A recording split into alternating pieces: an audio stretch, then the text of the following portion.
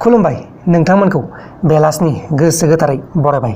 दिनै 19 सेप्तेम्बर 2020 सुनिबार फैदो दिननि बेलासिनि माखासे फिसा गेदेर खौरांफोरखौ फारि फारि मिथिनानै लानि।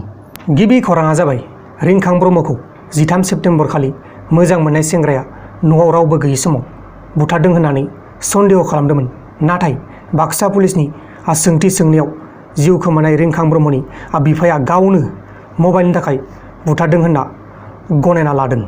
पुलिसआ खौरांगिरिनि सिगाङाव फोरमायनाय बायदिब्ला 13 सेप्तेम्बर खालि रिंखां ब्रह्मआ न'आव हारसिङै दंगासिनो दंमोन। गासैबो समावनो मबाइलजों थाबाय थानायनि थाखाय आरो जेबो खोथा खोनासङैनि थाखाय गोरनायाव गोबौ सिखाजों हानानै बुथारदों होननानै बे रिंखां ब्रह्मनि बिफाया गनायना लादों। रायजोफोरा फोरमायनाय बायदिब्ला जाथायनि सानखालि सिमल ब्रह्मआ गामियावनो हाजिरा मावगासिनो दंमोन। नाथाय मानि थाखाय बे सिमल ब्रह्मआ गावनि फिसाजोखौ गावनो बुथारनानै लाबाय होननानै पुलिसफोरनि सिगाङाव फोरमायखो बेखौ दासिमबो हमदांस'नो हायासै।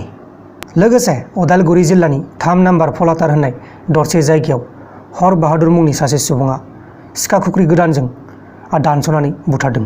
खौरां मोननाय बायदिब्ला शुक्रबारनि हराव जौ लोंनानै फैना बिसिखौ अबैध सोमोन्दो थानायनि सन्देह खालामनानै हिरालाल बिश्वकर्माखौ बुथारदों।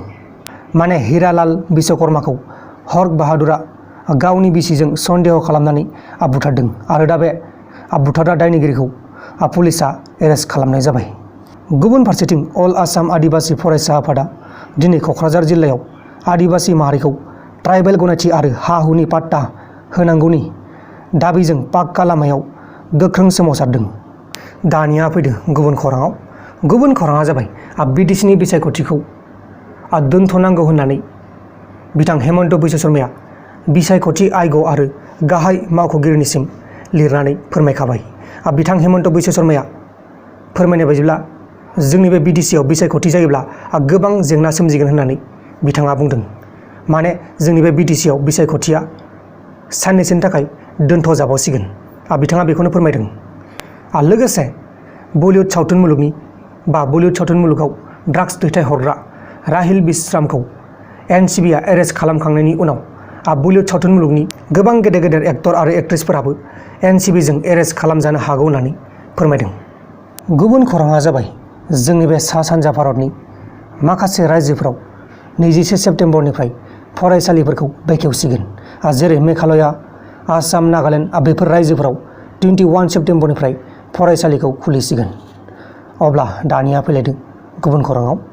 गुबुन खौराङा जाबाय एनडिबिएसनि बारग' मावथि सोद्रोमाफोरा बिथां रन्जन दैमारिखौ थाबैनो जोबथेसालिनिफ्राय रिलिज खालामनांसिगौ आरो क्रिमिनेल केसफोरखौ उइथड्र खालामनांसिगौ होननानै गोख्रों दाबि खालामदों।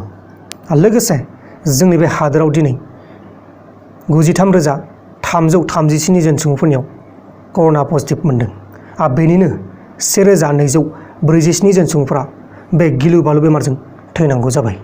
लोगोफोर दिनैनि बेलासिनि रादाबफोरा बेखिनिल'मोन। जुदि नोंथांमोनहा आंनि बे भिडिअखौ मोजां मोनदों अब्ला भिडिअखौ शेयार खालाम नोंथांनि लोगोनो। बाय बाय।